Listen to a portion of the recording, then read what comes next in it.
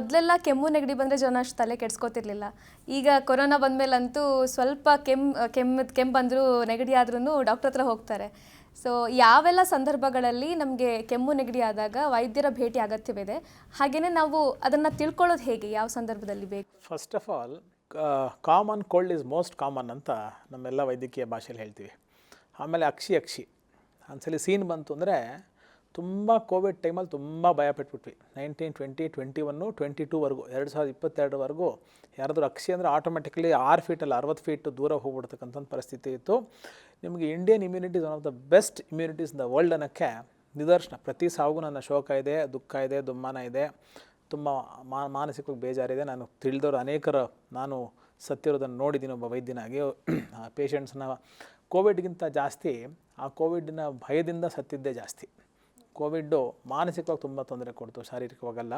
ಭಾರತೀಯ ಒಂದು ಸ್ಟ್ಯಾಟಿಸ್ಟಿಕ್ಸ್ನ ತೊಗೊಂಡಾಗ ವರ್ಲ್ಡ್ ಸ್ಟ್ಯಾಟಿಸ್ಟಿಕ್ಸ್ ಕಂಪೇರ್ ಮಾಡಿದ್ರೆ Indian death is least minimal. So ಅತ್ಯಂತ ಕಡಿಮೆ ಪ್ರಮಾಣದಲ್ಲಿ ಭಾರತೀಯರು ಸತ್ತಿದ್ದು, ನರಳಿದ್ರು, ತುಂಬ ಯೋಚನೆ ಮಾಡಿದ್ರು, ಹಾಸ್ಪಿಟಲೈಸೇಷನ್ ಆಯಿತು, ತುಂಬ ದುಡ್ಡು ಕಳ್ಕೊಂಡ್ರು. ಆದರೆ ಸಾವಿನ ಸಂಖ್ಯೆಯಲ್ಲಿ ಭಾರತೀಯರದ್ದು ಅತ್ಯಂತ ಕಡಿಮೆ ಅಂತಕ್ಕಂಥದ್ದು ನಮಗೆ ತುಂಬ ಸಮಾಧಾನ ತರ್ತಕ್ಕಂಥ ವಿಚಾರ. ಯಾಕೆಂದರೆ Indian immunity is one of the best immunity. ಆಮೇಲೆ ಕೆಮ್ಮು, ನೆಗಡಿ, ಜ್ವರ ಇವೆಲ್ಲ ಬರುತ್ತೆ ಅಂದರೆ if it is not influence by any microbes or virus, ಅದನ್ನು 2-3 ಸಹ ಅದನ್ನು ಎಕ್ಸ್ಪೀರಿಯನ್ಸ್ ಮಾಡೋಕ್ಕೆ ಬಿಟ್ಕೊಡೋದು ಇಸ್ ಮೈ ಪರ್ಸ್ನಲ್ ಅಡ್ವೈಸ್. ಜ್ವರ ಬಂತು ಅಂತ ಇಟ್ಕೊಳ್ಳಿ ಫಾರ್ ಎಕ್ಸಾಂಪಲ್, ಅದರ ಅರ್ಥ ಏನು? Body is racing its temperature to kill the unwanted microorganisms. ಶರೀರಕ್ಕೆ ಬೇಡದೇ ಇರೋದು, ನಾನು ಯಾವುದೋ ಒಂದು ಕಾಲರಾ ಬಗ್ಗೆನೋ, ಟೈಫಾಯ್ಡ್ ಬಗ್ಗೆನೋ, ಮಲೇರಿಯಾ ಬಗ್ಗೆನೋ, ಡೆಂಗ್ಯೂ ಬಗ್ಗೆನೋ ಆ ಸಂಬಂಧವಾಗಿ ಮಾತಾಡ್ತಿಲ್ಲ. I am talking about general ಸಾಮಾನ್ಯವಾದಂಥ ಒಂದು ಜ್ವರದ ಬಗ್ಗೆ ಮಾತಾಡ್ತೀನಿ. ಸೊ 2-3 ದಿವಸದ ಕಾಲ ಜ್ವರ ಬಂತು ಅಂದ ತಕ್ಷಣ ನಾನೇನು ಘನವಾದಂಥ ಅಂದರೆ ಸಾಲಿಡ್ ಫುಡ್ಡನ್ನು ತಿನ್ನಲ್ಲ. ನಾನು ಚಪಾತಿ ತಿನ್ನಲ್ಲ, ಮುದ್ದೆ ತಿನ್ನಲ್ಲ, ಗಂಜಿ ಕುಡಿತೀನಿ, ಹಣ್ಣಿನ ರಸ ತೊಗೋತೀನಿ, ಬರೀ ನೀರು ಕುಡಿತೀನಿ. ಸುಮ್ಮನೆ ಒಂದು ಕೋಲ್ಡ್ ಪ್ಯಾಕ್ ಹಾಕ್ಕೊಂಡು ಒಳ್ಳೆ ಕ್ರಾಸ್ ವೆಂಟಿಲೇಷನ್ ಇರತಕ್ಕಂಥ ಒಂದು ಫ್ಯಾನ್ ಹಾಕ್ಕೊಂಡು, ಇವತ್ತು ಮಾಡರ್ನೈಸ್ ಲೈಫ್ ಸ್ಟೈಲ್ AC ಇಲ್ಲದೆ ಫ್ಯಾನನ್ನು ಹಾಕ್ಕೊಂಡು 2 ಕಿಟಕಿಯನ್ನು ತೆಕ್ಕೊಂಡು ಮಲ್ಕೋತೀನಿ ಅಂದರೆ ಬಾಡಿ ನೀಡ್ಸ್ ರೆಸ್ಟ್.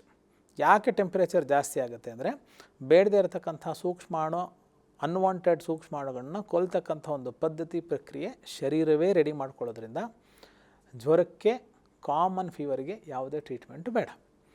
ಇದಾದ ಮೇಲೂ ನಿಮ್ಗೆ ಸುಸ್ತನ್ನು ತರ್ತಾಯಿದೆ, ಡಿಹೈಡ್ರೇಷನ್ ತರ್ತಾಯಿದೆ, ನಿಮ್ಮ ಆಹಾರವನ್ನು ಸೇವನೆ ಮಾಡಲಿಕ್ಕೆ ಅದು ಬಿಡ್ತಾ ಇಲ್ಲ, ನಿತ್ರಾಣರಾಗ್ಬಿಟ್ಟಿದ್ದೀರಿ, ಶಕ್ತಿ ಇಲ್ಲ ಅಂದಾಗ ವೈದ್ಯಕೀಯ ನೆರವು ಬೇಕು. ಒಂದು. ಎರಡನೇದು ಅಕ್ಷಿ ಅಂತ ಬರುತ್ತೆ ಅಂತ ಇಟ್ಕೊಳ್ಳಿ. ಫಾರ್ ಎಕ್ಸಾಂಪಲ್ ಸೀನು ಅಂತ ಹೇಳ್ತೀವಿ. ಸೀನ್ ಬರ್ತಾಯಿದೆ ಅಂದರೆ ನಿಮ್ಮ ಲಿವರ್ ಫಂಕ್ಷನ್ ತುಂಬ ಚೆನ್ನಾಗಿದೆ ಅಂತ ಅರ್ಥ. ಕೋವಿಡ್ ಕಂಡೀಷನ್ಸ್ ಬಿಡಿ, ಕೋವಿಡಿಂದ ಈಗ ಆಲ್ರೆಡಿ ನಾವು ಹೊರಗೆ ಬಂದಿದ್ದೀವಿ. ಇಮ್ಯುನಿಟಿನೂ ತುಂಬ ಅಂದರೆ ಕೋವಿಡ್ ಕಮ್ಮಿ ಆಯಿತಾ ಅಲ್ಲ, ಇಂಡಿಯನ್ ಇಮ್ಯುನಿಟಿ ಜಾಸ್ತಿ ಆಗಿದೆ. ನಮ್ಮ ರೋಗ ಪ್ರತಿರೋಧಕ ಶಕ್ತಿ ಕೋವಿಡೆಲ್ಲ ನಿಮ್ಮ ತಾತಂತರ ತೊಂದರೆ ಬಂದರೂ ಅದನ್ನು ಮೆಟ್ಟು ನಿಲ್ತೀವಿ ನಾವು ಅಂತಕ್ಕಂಥ ಒಂದು ಶಕ್ತಿ ಸಮರ್ಥತೆ ನಮಗೆ ಬಂದಿದೆ. ಕೋವಿಡ್ ತನ್ನ ವಿರುಲೆನ್ಸ್ನ ಏನು ಕಮ್ಮಿ ಆಗಿದೆ ಅನ್ನೋದ್ರ ಬಗ್ಗೆ ನಾನು ಮಾತಾಡ್ತಾ ಇಲ್ಲ. ಅದು ಕಮ್ಮಿ ಆಗಿರಬಹುದು, ಆಗದೇ ಇರ್ಬೋದು. ಆದರೆ ನಾವು ಅದನ್ನು ಫೇಸ್ ಮಾಡ್ತಕ್ಕಂಥ ಒಂದು ಕಾಲದಲ್ಲಿ ಒಂದು ಸೊಳ್ಳೆ ಕಚ್ಚಿದ್ರೆ ₹1,00,000 ಅದ್ರ ಬೆಲೆ. ಯಾಕಂದರೆ ಡೆಂಗ್ಯೂ ಅಷ್ಟು ಕಾಟ ಕೊಡ್ತಾಯಿತ್ತು. ಡೆಂಗ್ಯೂ ಅಂದ ತಕ್ಷಣ ಮನುಷ್ಯ ಟಿಕೆಟೇ ಅಥವಾ ಹಾಸ್ಪಿಟಲೈಸೇಷನ್ನು, ಅನೇಕ ದಿನಗಳು ಹಾಸ್ಪಿಟ್ಲ್ ಇರಬೇಕು, ICU ಇರಬೇಕು ಅಂತಕ್ಕಂಥ ದಿನಗಳಿತ್ತು. ಇವತ್ತು ಡೆಂಗ್ಯೂ ಅಂದರೆ ನೀವೇ ನಿಮ್ಮ ಹಂತದಲ್ಲೇ 3 ದಿವಸದಲ್ಲೋ 4 ದಿವಸದಲ್ಲೋ ನಿಮ್ಮ ಲೋಕಲ್ ಡಾಕ್ಟರ್ ನೀರಿನಿಂದ ವಾಪಸ್ ಬರ್ತಕ್ಕಂಥ it's the most common thing which is happen. So ನೆಗಡಿಗೂ ಅಷ್ಟೇ. ನೆಗಡಿ ಬಂತು ಅಂದ ತಕ್ಷಣ ಎಗೈನ್ ವೈದ್ಯಕೀಯ ಭಾಷೆಯಲ್ಲಿ ಹೇಳ್ತಾರೆ, if you take medicine it takes 2 weeks or else it goes itself within a fortnight ಅಂತ. ಫೋರ್ಟ್ನೈಟ್ ಅಂದ್ರೂ 15 ದಿವಸ, 2 weeks ಅಂದ್ರೂ 15 ದಿವಸ. ಸೊ ಔಷಧಿ ತೊಗೊಂಡ್ರು 15 ದಿವಸ ಬೇಕು, ಅದನ್ನು ಹಾಗೆ ಬಿಟ್ಟರು 15 ದಿವಸ ಬೇಕು. ಅದಕ್ಕೆ ಬೇರೆ ನಿಮಗೆ ಎವ್ರಿಡೇ ಆ್ಯಕ್ಟಿವಿಟೀಸಲ್ಲಿ ಇದೇನಾದರೂ ತೊಂದರೆ ಆಗ್ತಿದೆ, ನೀವು ಆಫೀಸಲ್ಲಿ ಕೂತ್ಕೊಂಡು ಮೇಲಿಂದ ಮೇಲೆ ಕರ್ಚಿಫ್ ಯೂಸ್ ಮಾಡ್ತಾ ಇದ್ದೀರ ಅಂದರೆ ನಿಮ್ಮ ಪಕ್ಕದವ್ರು ಬೇಜಾರಾಗುತ್ತೆ ಅಂದರೆ ಆವಾಗ ನೀವು ಆ್ಯಂಟಿಹಿಸ್ಟಮಿನ್ಸು, ಅನೇಕವಾದಂಥ ನಮ್ಮಲ್ಲಿ ಕಷಾಯಗಳು ಅದು ಇದು ಹಾಕ್ತೀವಿ. The best way is to try functional foods ಅಥವಾ ಹೋಮ್ ರೆಮಿಡೀಸ್. ಮನೆ ಮದ್ದುಗಳನ್ನು ನೀವು ಮೇಲಿಂದ ಮೇಲೆ ಪ್ರಯೋಗ ಮಾಡ್ತಿದ್ರೆ, ಫಾರ್ ಎಕ್ಸಾಂಪಲ್ ಒಂದು ನೆಗಡಿ, ಒಂದು ಮೈಲ್ಡ್ ಜ್ವರ, ಥ್ರೋಟ್ ಇರಿಟೇಷನ್ನು, ಮೂಗು ಕಟ್ತಕ್ಕಂಥದ್ದು ಅಥವಾ ಸೋರ್ತಕ್ಕಂಥದ್ದು, ಕಣ್ಣಲ್ಲಿ ಉರಿ, 5 ಸಿಂಪ್ಟಮ್ಸು, ಲಕ್ಷಣಗಳು ಒಂದು ಹಂತದಲ್ಲಿ ಒಂದು ಮನುಷ್ಯನಿಗೆ ಒಟ್ಟಿಗೆ ತೊಂದರೆ ಕೊಡ್ತಾಯಿದೆ ಅಂತ ನಾವು ಪರಿಭಾವಿಸೋಣ. ಅದಕ್ಕೇನು ಫಂಕ್ಷನಲ್ ಫುಡ್ಡು ಅಥವಾ ಹೋಮ್ ರೆಮಿಡಿ? ನಾವು ಈ ಹಿಂದೆ ಮಾತಾಡ್ತಾಯಿದ್ವಿ, ಅಂಗೈಯಲ್ಲಿ ಆರೋಗ್ಯ, ಅಡುಗೆ ಮನೆಯಲ್ಲಿ ಆರೋಗ್ಯ ಅಂತ. ಏಲಕ್ಕಿ, ಲವಂಗ, ಮೆಣಸು, ಅರಿಶಿನ, 4 ಮತ್ತು 5 ಬಗ್ಗೆ ಯೋಚನೆ ಮಾಡಬೇಡಿ. ಏಲಕ್ಕಿ, ಲವಂಗ, ಮೆಣಸು, ಅರಿಶಿನ ಎಲ್ಲ ಸುಮಾರು 3 ರಿಂದ 4 ಚಿಟಿಕೆ ಫೈನ್ ಪೌಡ್ರನ್ನ ತೊಗೊಳ್ತಕ್ಕಂಥದ್ದು. ಒಂದು 20 ml ಹಾಲು, 80 ml ನೀರು. 20 ml ಹಾಲು, 80 ml ನೀರಿಗೆ ಏಲಕ್ಕಿ, ಲವಂಗ, ಮೆಣಸು, ಅರಿಶಿನ, ಕಾಳು ಮೆಣಸಲ್ವಾ? ಕರಿ ಕಾಳು ಮೆಣಸು, ಪೆಪ್ಪರ್, ಬ್ಲ್ಯಾಕ್ ಪೆಪ್ಪರ್, ಇದನ್ನು 3ರಿಂದ 4 ಚಿಟಿಕೆ ಅಷ್ಟು ಹಾಕ್ಬಿಟ್ಟು ಅದನ್ನು ಲೋ ಫ್ಲೇಮಲ್ಲಿ ಕುದಿಸಿ ಆ 100 ml 20 ml ಹಾಲು, 80 ml ನೀರು ಕಂಡೆನ್ಸ್ ಮಾಡಿದ್ರೆ 100 mlನ 50 ml ಇಳಿಸ್ತಕ್ಕಂಥದ್ದು. ಇದನ್ನು ಎವ್ರಿ 3 hours ಒಂದ್ಸಲಿ ಕುಡಿತಾ ಬನ್ನಿ. ನೀವು ಯಾವುದೇ ಔಷಧಿ ತೊಗೊಳ್ಳೋದು ಬೇಡ, ಆಟೋಮೆಟಿಕಲಿ ಕಮ್ಮಿ ಆಗುತ್ತೆ ಅಂತಕ್ಕಂಥದ್ದು. ತುಳಸಿ ದಳ, ತುಳಸಿ ಚಿಗುರು, ಬೆಳಗಾಗಿದ ತಕ್ಷಣ 2 ತುಳಸಿ ದಳ ಚಿಗುರನ್ನು ಜೇನುತುಪ್ಪದಲ್ಲಿ ಹೀಗೆ ಅದ್ದಿ ಹೀಗೆ ಚೆನ್ನಾಗಿ ಅಗದು ಜಿಗಿದು ತಿಂತಕ್ಕಂಥದ್ದು. ಒಂದು ಬೆಸ್ಟ್ ಫ್ಯಾಗೋಸೈಟಿಕ್ ಮೆಕ್ಯಾನಿಸಮ್ಸು ಪುರಾಣ ಮಧು ಅಂದರೆ ಓಲ್ಡ್ ಜೇನುತುಪ್ಪದಲ್ಲಿ, ಹಳೆಯ ಜೇನುತುಪ್ಪದಲ್ಲಿ ಶರೀರದಲ್ಲಿರತಕ್ಕಂಥ ರೋಗ ಪ್ರತಿರೋಧಕ ಶಕ್ತಿಯನ್ನು ತುಂಬ ಜಾಸ್ತಿ ಮಾಡ್ತಕ್ಕಂಥ ಕೆಪಾಸಿಟಿ ಇರುತ್ತೆ. ಸೊ ಹೀಗಾಗಿ ಪ್ಯೂರ್ ನ್ಯಾಚುರಲ್ ಓಲ್ಡ್ ಹನಿ. ಅನೇಕರು ಹೇಳ್ತಾರೆ ಹನಿಗೆ ಎಕ್ಸ್ಪೈರಿ ಡೇಟ್ ಇದೆ ಅಲ್ವಾ ಸರ್, ಎಕ್ಸ್ಪೈರ್ ಆಗಿಬಿಡುತ್ತೆ ಅಂತ. ಸರ್ಕಾರಿ ರೂಲ್ಸ್ ಪ್ರಕಾರ ಹೌದು, FSSAI ಪ್ರಕಾರ ಅದು ಎಕ್ಸ್ಪೈರಿ ಡೇಟ್ ಇರುತ್ತೆ. ವೈಯಕ್ತಿಕವಾಗಿ ಮತ್ತು ಆಯುರ್ವೇದ ರೀತಿಯಲ್ಲಿ ಅದನ್ನು ನೋಡಿದಾಗ ಉಪ್ಪಿನಕಾಯಿ, ವೈನು, ನಮಗೆ ಇದು ಜೇನುತುಪ್ಪ ಇವೆಲ್ಲ ಹಳೆದಾದಷ್ಟು ನಮ್ಮ ಆಸ್ವಾರಿಷ್ಟಗಳು. ಉದಾಹರಣೆಗೆ ನಾವು ದ್ರಾಕ್ಷಾರಿಷ್ಟ ಅಂತ ಹೇಳ್ತೀವಿ, ಅಮೃತಾರಿಷ್ಟ ಅಂತ ಇಮ್ಯುನಿಟಿ ಬೂಸ್ಟಿಂಗ್ ಆಯುರ್ವೇದದಲ್ಲಿ ಪೇಷಂಟಿಗೆ ಕೊಡ್ತೀವಿ.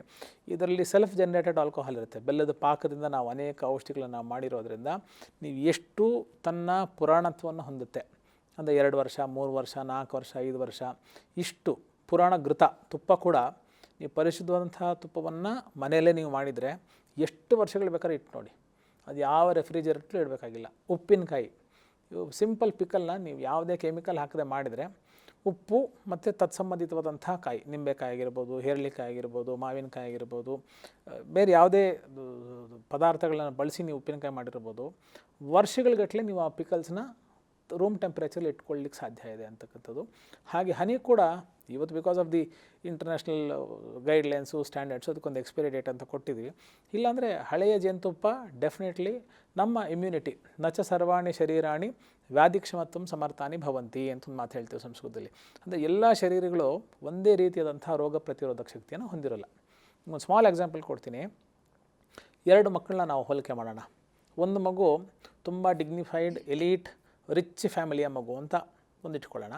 ಇನ್ನೊಂದು ಪಾಪ ಬೀದಿ ಕೊನೆಯಲ್ಲಿ ಯಾವುದೋ ಒಂದು ಗಾರೆ ಕೆಲಸ ಮಾಡ್ತಕ್ಕಂಥದ್ದು, ಸಿಮೆಂಟ್ ಕೆಲಸ ಮಾಡ್ತಕ್ಕಂಥದ್ದು, ಅಥವಾ ಮೋರಿ ಪಕ್ಕ ಯಾವುದೋ ಒಂದು ಕೆಲಸನ ಉದ್ಯೋಗನ ಮಾಡ್ತಕ್ಕಂಥ ಒಂದು ಕುಟುಂಬದ ಒಂದು ಮಗು ಅಂತ ತೊಗೊಂಡ್ರೆ, ಆ ಮಗು ಸಿಕ್ಕಿದ್ದನ್ನು ಎಲ್ಲಿ ಏನನ್ನು ಬೇಕಾದ್ರೂ ಆ ಗಲೀಜಿನ ವಾತಾವರಣ ತಿಂತಕ್ಕಂಥ ಮಗು, ಅದರ ಜೀವನ ಶೈಲಿ ಹಾಗೆ.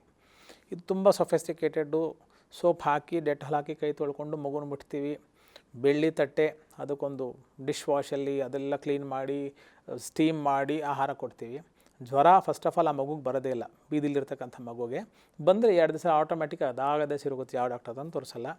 ಈ ಮಗುಗೆ 2 ಪೀಡಿಯಾಟ್ರಿಷಿಯನ್ನು, 3 ನಿಯೋನೆಟಾಲಜಿಸ್ಟ್ ತೋರಿಸಿ 4 ಆಂಟಿಬಯೋಟಿಕ್ ಹಾಕಿ 40 ದಿವಸ ರೆಸ್ಟ್ ಕೊಡ್ತಕ್ಕಂಥ ಪರಿಸ್ಥಿತಿ ಬರುತ್ತೆ. ಒಂದೇ ವಯಸ್ಸಿನ ಮಗು. ಇಲ್ಲಿ ತುಂಬ ಸೊಫೆಸ್ಟಿಕೇಟೆಡ್ ಆಹಾರ, ನೀವು ಗಲೀಜು ಆಹಾರ ತಿನ್ನಿ ನಾನು ಹೇಳ್ತಾ ಇಲ್ಲ. ಇಮ್ಯುನಿಟಿನ ಚೆನ್ನಾಗಿ ಇಟ್ಕೊಳ್ಳಿ, ಮನಸ್ಥಿತಿ ಚೆನ್ನಾಗಿ ಇಟ್ಕೊಳ್ಳಿ, ಮನೆಯ ಸ್ಥಿತಿ ಚೆನ್ನಾಗಿ ಇಟ್ಕೊಳ್ಳಿ. ಶುಚಿತ್ವ ಇಟ್ಕೋಬೇಡಿ ಅಂತ ಹೇಳ್ತಾ ಇಲ್ಲ. ಅದರ ಇಮ್ಯುನಿಟಿ ನಿರ್ಮಲವಾಗಿ ಮನಸ್ಸಿರೋದ್ರಿಂದ ಇಮ್ಯುನಿಟಿ ತಂತಾನೆ ಬೆಳೆಯುತ್ತೆ. ಈ ಮಗುಗೆ ನಾವು ಸೊಫೆಸ್ಟಿಕೇಷನ್ ಇಟ್ಕೊಳ್ಳೋದ್ರೆ ಇಮ್ಯುನಿಟಿ ಬೆಳೆಯಲ್ಲ. ಸೊ ಹೀಗಾಗಿ ಮಕ್ಕಳಿಗೆ ನಾವು ಚೆನ್ನಾಗಿ ಎಜುಕೇಷನ್ ಬಗ್ಗೆ, ಆಹಾರದ ಎಜುಕೇಷನ್ ಬಗ್ಗೆ ತುಂಬ ಅಡ್ವಾನ್ಸ್ಡಾಗಿ ನಾವು ಹೇಳ್ಕೊಡ್ತಕ್ಕಂಥ ಅನಿವಾರ್ಯತೆ ಬಂದಿದೆ. ಇವತ್ತು ಫ್ರೀಡಮ್ ಅಂತಕ್ಕಂಥ ನೆಪದಲ್ಲಿ ಪುಟ್ಟ ಮಗು 1 ದಿವಸ ಅಕ್ಷಿ ಅಂದರೆ ಸಾಕು ಹಾಸ್ಪಿಟ್ಲಿಗೆ ಕರ್ಕೊಂಬರೋದನ್ನು ನಾನು ನೋಡಿದ್ದೀನಿ. ನನ್ನ ಸೆಂಟ್ರಿಗೆ, ನನ್ನ ಹಾಸ್ಪಿಟ್ಲಲ್ಲಿ, ಸರ್ ನಿನ್ನೆಯಿಂದ ಸೀನ್ತಾ ಇದೆ ಸರ್ ಮಗು. ಏನಾಯಿತು? 3 ದಿವಸ ಮಗು ಸೀನಿದ್ರೆ ಏನಾಯಿತು? 4 ಖರ್ಚೀಫ್ 1 ದಿವಸಕ್ಕೆ ವಾಶ್ ಮಾಡಬೇಕಾಗತ್ತೆ ಬಿಟ್ಟರೆ ಖಂಡಿತ ಪ್ರಾಣ ಹೋಗುವಂಥ ಸಮಸ್ಯೆ ಅಲ್ಲ. ಆಮೇಲೆ ಮಗುಗೆ ಇಮ್ಯುನಿಟಿ ಡೆವಲಪ್ ಆಗಬೇಕು ಅಂದಾಗ ಆ ಹಂತದಲ್ಲಿ ಅದನ್ನು ಕೊಂದುಬಿಡ್ಬೇಡಿ. It should experience what is fever. ಅದು ಒಂದು ಹಂತ ಮೀರಿದ ಮೇಲೆ ವೈದ್ಯಕೀಯ ನೀರು ಖಂಡಿತ ಬೇಕು. ನಾನು ನೆಗ್ಲೆಕ್ಟ್ ಮಾಡಿಬಿಡಿ, ಆ ಮಗುಗೇನೋ ಟ್ರೀಟ್ಮೆಂಟೇ ಕೊಡಬೇಡಿ, ನೀವು ಹಾಗೆ ಬಿಟ್ಬಿಟ್ರೆ ಸರಿ ಹೋಗುತ್ತೆ, ನಾನು 3ನ್ನೂ ಹೇಳ್ತಾ ಇಲ್ಲ. ಪ್ರಾರಂಭಿಕ ಹಂತದಲ್ಲಿ ಆ ಮಗು ಜ್ವರ ಅಂದರೆ ಏನು? ಎಷ್ಟೋ ಜನ ಮಕ್ಕಳ ತಲೆನೋವು ಅನ್ನೋದು ಒಂದು ದೊಡ್ಡ ತಲೆನೋವು. ತಲೆನೋವು is most common for every women in the world. ಸೊಂಟ ನೋವು is most common for every menstruating women. ಮಾಸಿಕ ಸ್ರಾವಾಗ್ತಕ್ಕಂಥ ಎಲ್ಲ ಮಹಿಳೆಗೆ 3 ಸಹ ಈ ಕಡೆ ಆ ಕಡೆ ಸೊಂಟ ನೋವು ಬರ್ತಕ್ಕಂಥದ್ದು ಸರ್ವೇ ಸಾಮಾನ್ಯ. ಸೊಂಟ ನೋವು ಬಂದ ತಕ್ಷಣ ಅದಕ್ಕೊಂದು ಇಂಜೆಕ್ಷನ್ ತಗೋ, ಅದಕ್ಕೊಂದು ಮಾತ್ರೆ ತಗೋ, ಆಕೆಗೇನೋ ಬೆವರು ಬಂದ ತಕ್ಷಣ ಆಕೆಗೊಂದು ಔಷಧಿ ಕೊಟ್ಬಿಡು. ಸರ್ವೇ ಸಾಮಾನ್ಯ. ಎಲ್ಲರಿಗೂ ಚಳಿ ಆಗ್ತಿದ್ರೆ ಆಕೆಗೆ ಶೆಕೆ ಆಗುತ್ತೆ, ಮೆನ್ಸ್ಟ್ರೇಷನ್ ನಿಲ್ತಾ ಇದೆ. ಒಂದು 50ನೇ ವರ್ಷದಲ್ಲಿ 45 to 50 years ಎಕ್ಸಾಂಪಲ್ ಕೊಟ್ಟರೆ ನಾವು, ಎಲ್ಲರಿಗೂ ಶೆಕೆ ಆಗ್ತಿದ್ರೆ ಆಕೆಗೆ ಚಳಿ ಆಗುತ್ತೆ, ಎಲ್ಲರಿಗೂ ಚಳಿ ಆಗ್ತಿದ್ರೆ ಆಕೆಗೆ ಶೆಕೆ ಆಗುತ್ತೆ. That is the biological rhythm what she has to experience in the whole process of our menstrual cessation time, ಆ ಮೆನ್ಸ್ಟ್ರೇಷನ್ ಯಾವಾಗ ನಿಲ್ಲುತ್ತೆ ಆವಾಗ ಆ ಮಹಿಳೆ ಆ ಒಂದು ಪ್ರೋಸೆಸ್ನ ಎಕ್ಸ್ಪೀರಿಯೆನ್ಸ್ ಮಾಡಬೇಕು. ಮಗುನೂ ಅಷ್ಟೇ, ಹುಟ್ಟಿದ ತಕ್ಷಣ ಜೋರಾಗಿ ಅಳಬೇಕು. ಜೋರಾಗಿ ಅತ್ತಾಗ ತನ್ನ ಶ್ವಾಸಕೋಶದಿಂದ ಹಿಡಿದು ಎಲ್ಲ ಶಾರೀರಿಕ ಆಂತರಿಕ ನಾಡಿ ಧಮನಿಗಳು ಚೆನ್ನಾಗಿ ಕೆಲಸ ಮಾಡುತ್ತೆ ಅಂಥೇಳಿ ಮಗು ನೀವು ಚಿತ್ರದೆಲ್ಲ ನೋಡಿರ್ತೀರ. ಹಿಂಗೆ ಉಲ್ಟಾ ಎತ್ಕೊಂಡು ಹಿಂಗೆ ಹೊಡಿತಾರೆ. ಬಂಧನ ಪಿಕ್ಚರ್ ನೋಡಿ ಗೊತ್ತಾಗತ್ತೆ. ವಿಷ್ಣುವರ್ಧನ್ ಸಾಹೇಬರು ಅದ್ಭುತವಾದಂಥ ಆ್ಯಕ್ಟಿಂಗ್ ಮಾಡಿದ್ದಾರೆ ಅದರಲ್ಲಿ. ಮಗುನ ಹಿಂಗೆ ಉಲ್ಟಾ ಎತ್ಕೊಂಡು ಹಿಂಗೆ ಹೊಡೆದು ಮಗುನ ಚೆನ್ನಾಗಿ ಅಳಿಸ್ತಾರೆ. ನಾವೆಲ್ಲ ಹುಟ್ಟಿದಾಗ ಜೋರಾಗಿ ಅಳಬೇಕು. ಚೆನ್ನಾಗಿ ಮಗು ಹುಟ್ಟಿದ ತಕ್ಷಣ ಹತ್ತಿರ ಜೀವನ ಪೂರ್ತಿ ನಗ್ತಾ ಇರುತ್ತೆ, ನಗ್ತಾ ಸಾಯುತ್ತೆ. ಇವತ್ತು ಎಷ್ಟು ಜನ ಪೇಷಂಟ್ಸು ಸರ್ ನಮಗೆ ಜನವರಿ 1ನೇ ತಾರೀಕೆ ಡೆಲಿವರಿ ಆಗಬೇಕು, 7ನೇ ತಿಂಗಳಾದ್ರೂ ಪರವಾಗಿಲ್ಲ, ಸಿಸೇರಿಯನ್ ಮಾಡಿ ಮಗುನ ಹೊರಗೆ ತೆಗೆದುಬಿಡಿ ಸರ್, ಮಗು ಅಳುತ್ತಲ್ಲ ಸರ್ ಹುಟ್ಟಿದ ತಕ್ಷಣ. ಇದೆಲ್ಲ ಎಜುಕೇಟೆಡ್ ಪೇಷಂಟ್ಸ್ ಕೇಳ್ತಕ್ಕಂಥ ಮಾತು.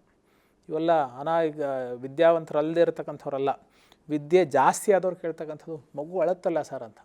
ಮಗು ಅಳಬೇಕ್ರಿ. ಮಗು ಹತ್ತಿರ ಹುಟ್ಟಿದ ತಕ್ಷಣ ಜೀವನ ಪೂರ್ತಿ ಅಳ್ದಿರೋ ಥರ ಅದು ತಾನೇ ರೆಡಿ ಮಾಡ್ಕೊಳ್ಳುತ್ತೆ. ಸೊ ಹೀಗಾಗಿ ನಿಸರ್ಗ ನಮ್ಗೆ ಎಲ್ಲವನ್ನೂ ಕೊಟ್ಟಿದೆ. ನಾವು ಅದನ್ನು ಅರ್ಥ ಮಾಡ್ಕೊಳ್ತಕ್ಕಂಥ ಶಕ್ತಿ ಮನಸ್ಸಿನಲ್ಲಿ ಸ್ವಲ್ಪ ಕಡಿಮೆ ಇರೋದರಿಂದ ಇಷ್ಟೆಲ್ಲ ಸಮಸ್ಯೆಗೆ ಅದು ಗ್ರಾಸವಾಗುತ್ತೆ. ನಾವು ಸರಿಯಾಗಿ ನಮ್ಮನ್ನು ನಾವು ಅರ್ಥ ಮಾಡ್ಕೊಂಬಿಟ್ರೆ ಯಾವುದೇ ಸಮಸ್ಯೆ ಇಲ್ಲ. ಹಾಗಾಗಿ ಈ ಕೋಲ್ಡು, ಫೀವರು, ಕಾಫು, ಸ್ನೀಸಿಂಗು, ಈ ಚಿಕ್ಕ ಪುಟ್ಟ ಕಾಯಿಲೆಗಳಿಗೆ ಖಂಡಿತವಾಗಲೂ ಫಂಕ್ಷನಲ್ ಫುಡ್ಸ್ ಅಥವಾ ಮನೆ ಮದ್ದು ಅಥವಾ ಅಂಗೈಯಲ್ಲಿ ಆರೋಗ್ಯ ಅಂತ ನಾವೇನು ಹೇಳ್ತೀವಿ 100ಕ್ಕೆ 100 ಅದ್ರಲ್ಲಿ ಸೊಲ್ಯೂಷನ್ ಇದೆ ಅಂತ ಹೇಳ್ಬೋದು. ಖಂಡಿತ ಸರ್. ಕೆಮ್ಮು ನೆಗಡಿ ಜ್ವರಕ್ಕೆ ಯಾವ ರೀತಿ ಸರಳ ಪರಿಹಾರಗಳಿವೆ ಅನ್ನೋದನ್ನು ತಿಳಿಸಿಕೊಟ್ಟು ಥ್ಯಾಂಕ್ ಯು ಸೊ ಮಚ್. ನಮಸ್ಕಾರ. ವಿಸ್ತಾರ ನ್ಯೂಸ್, ನಿಖರ ಜನಪರ.